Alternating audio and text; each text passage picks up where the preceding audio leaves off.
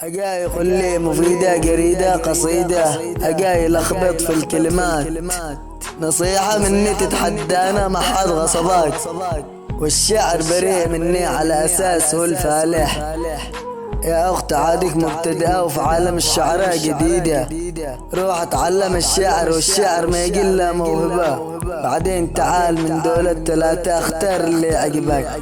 الشعر له إلهام وبحور وهواجس، الشعر له إلهام وبحور وهواجس.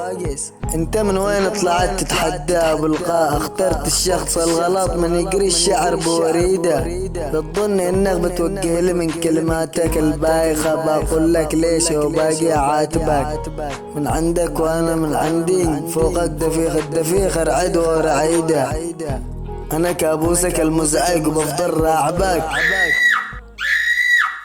ايش في خير مالت صياح رويده؟ سلامتكم.